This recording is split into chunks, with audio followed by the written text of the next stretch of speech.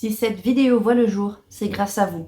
Vous qui avez contribué à aider Youssef, ce petit garçon de 13 ans souffrant d'une forme de sida rare et coincé à Gaza.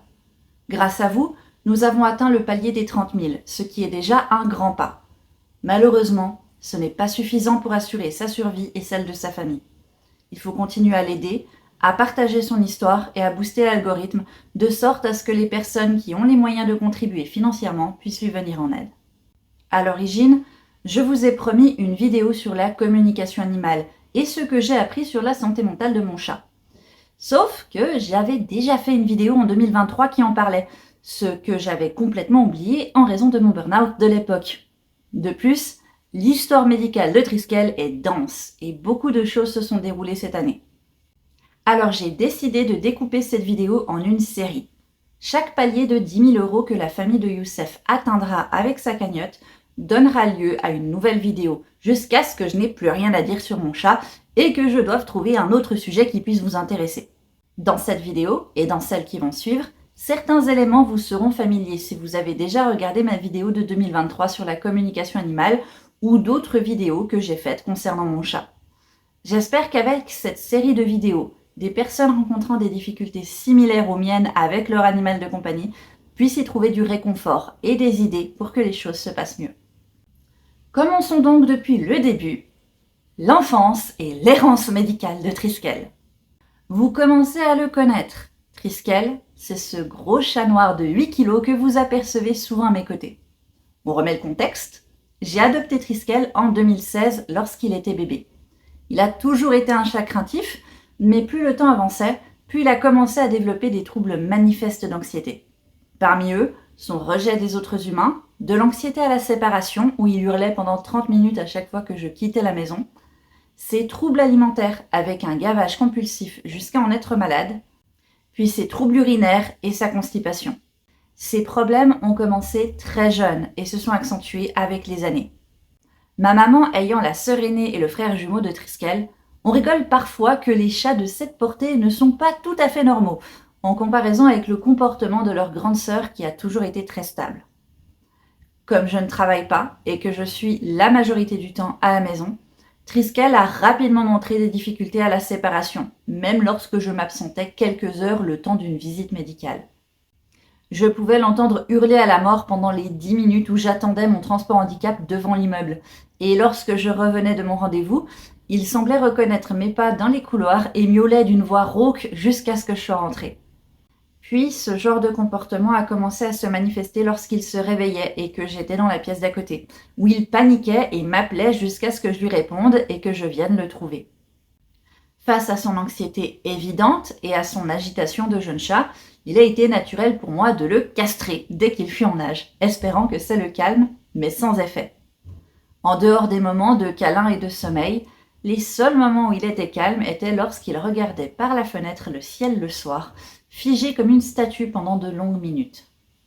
Regarder par la fenêtre a toujours été une activité qu'il aime, et lorsqu'il fait jour, avec les oiseaux et le vent dans les arbres, je comprenais pourquoi. Mais le soir, à la seule lumière du lampadaire du quartier, je me demandais ce qu'il fixait avec autant d'attention. C'est en 2018 que l'épopée médicale de Triskel a réellement commencé. Il a 2 ans, est castré, en apparente bonne santé, et pourtant, il a commencé à être malpropre. Lui qui, dans l'heure après son arrivée chez moi, avait compris comment utiliser la litière et n'avait jamais eu d'accident dehors, c'était une incompréhension totale. On a pensé à une litière pas assez propre, alors que je la faisais tous les jours. J'ai commencé à passer nettoyer derrière lui à chaque fois qu'il avait fait ses besoins dans la litière, mais il continuait à privilégier mon lit. Le vétérinaire m'avait alors suggéré que c'était parce que je changeais trop sa litière et qu'il n'avait plus ses odeurs familières. Puis, il m'a suggéré de lui prendre une seconde litière pour voir si ça allait mieux. L'amélioration était légère, avec une préférence pour la nouvelle litière qui était ouverte, contrairement à l'autre, qui a une porte amovible, et qu'il avait tendance à fuir en panique après être rentré dedans. Mais malgré tout, il continuait de faire ses besoins dans mon lit et de plus en plus souvent. La première fois qu'il avait été testé pour des problèmes urinaires, le résultat avait été négatif, alors on en a conclu un problème de comportement dû à l'anxiété. Cette période correspondait à la confirmation de mon diagnostic du SED et au début des changements avec mon équipe médicale dans l'espoir de trouver des adaptations qui amélioreraient ma santé. Car oui, si vous avez atterri ici par hasard, bonjour, je m'appelle Cory et j'ai une maladie génétique qui est le syndrome d'Ehlers dans l'os, dont je parle principalement sur cette chaîne. Parmi les symptômes qui m'invalident, il y a la douleur chronique qui peut se manifester sous forme de crise très intense. À l'époque, ma prise en charge était loin d'être aussi bonne que maintenant et je passais beaucoup de temps en pleurs dans mon lit, incapable de soulager mes symptômes. Dans ce contexte, nous avons pensé que l'anxiété induite par mon état amenait le chat à faire ses besoins dans mon lit. Le problème était que ça arrivait de plus en plus régulièrement. Je devais parfois changer le lit plusieurs fois dans une journée. S'il avait fait pipi sur la couette, n'ayant accès à la lessive qu'une fois par semaine, j'ai dû passer plusieurs nuits à avoir froid en hiver car je ne pouvais pas me couvrir. Quand il a commencé à avoir du sang dans les urines, nous avons refait des tests qui révélaient effectivement un problème. Mais après chaque traitement pour ces cystites et struites, le comportement reprenait et les tests révélaient à nouveau des problèmes urinaires. C'était un cercle vicieux sans fin. On supposait que Triskel somatisait son anxiété pour moi au point d'avoir des problèmes physiques réels et son vétérinaire a commencé à lui faire des traitements à base de fleurs de bar dans l'espoir de l'aider, sans succès. Nous avons finalement fait une échographie qui aura, là non plus, rien révélé d'anormal. Alors j'ai changé de cabinet vétérinaire, mais les constats et conclusions étaient les mêmes. J'étais désemparée et je culpabilisais grandement. En plus d'être la probable source des problèmes urinaires récidivants de mon chat, ma santé ne me permettant pas de continuer ainsi à changer aussi souvent les draps et à me rendre chez le vétérinaire toutes les semaines, m'ont amené à vouloir le donner. Et plus je cherchais une famille aimante qui pourrait l'accepter, plus je réalisais que personne ne voudrait de mon chat de 2 ans en surpoids avec des problèmes urinaires récidivants qui nécessitaient de la nourriture spécialisée qui coûte un certain prix. Alors je continuais les rendez-vous vétérinaires, suivant leurs conseils pour adapter l'environnement de Triskel au mieux, avec peu de succès. Désespérée, j'ai finalement fait appel à Marine, une thérapeute psycho-émotionnelle qui communique avec les animaux à distance, permettant ainsi de verbaliser en langage humain leurs ressentis, mais aussi de servir de médiatrice afin d'aider l'animal et l'humain à se comprendre et à trouver un terrain d'entente. Évidemment, ce genre de choses, on y croit ou on n'y croit pas. Il n'y a pas de bagage scientifique derrière. Mais ce n'était pas la première fois que des choses sans explication scientifiquement validée avaient pu m'aider. Et pour le rappel, j'étais dans une situation désespérée, après une année de tests et d'échecs avec des vétérinaires qui me coûtaient beaucoup d'argent et d'énergie. Mon entourage avait beau essayer de me décharger des trajets vétérinaires avec Triskel pour que je puisse me reposer un peu, ma santé déclinait de plus en plus. Il devenait urgent de trouver une solution. Comme je l'ai dit dans ma vidéo de l'année dernière, Marine a pu décrire des choses impossibles à deviner, dont des détails de la vie de Triskel avant son arrivée chez moi dont je n'avais pas connaissance et qui ont pu être vérifiés par la suite.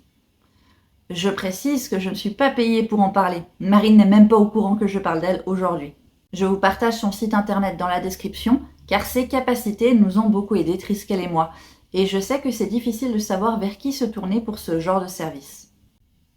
Outre le choc de sa capacité à décrire des choses étranges de mon appartement, la première séance a permis de répondre à un de mes plus grands questionnements concernant Triskel, à savoir s'il avait été maltraité avant que je l'adopte, et particulièrement par un homme.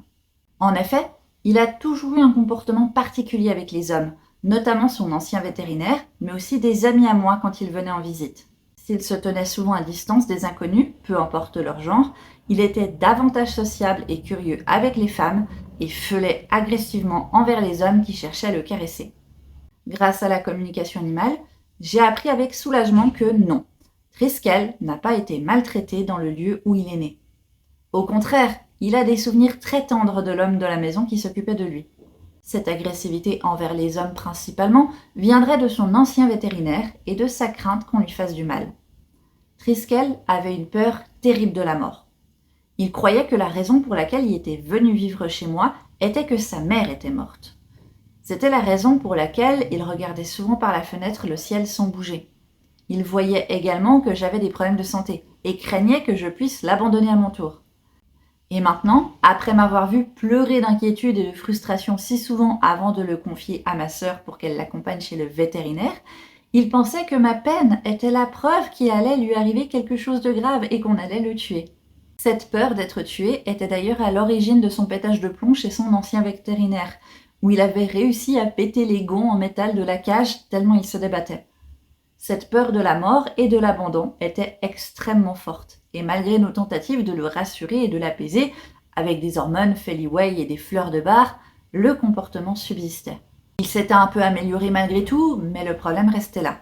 En remarquant qu'il avait perdu ses poils sur tout un flanc à cause du léchage excessif, sa vétérinaire avait donc fini par proposer de lui prescrire du Clomicalm, un anti-anxiolytique antidépresseur pour animaux, en espérant que ça améliore également ses problèmes urinaires.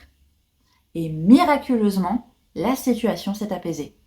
Triskel a cessé de faire ses besoins sur mon lit et ses cystites ont cessé de récidiver pendant un certain temps. Avec des adaptations de l'environnement à la maison, sa relation à la nourriture était devenue plus saine, même s'il restait très gourmand et ne perdait donc pas de poids, à la frustration de sa veto.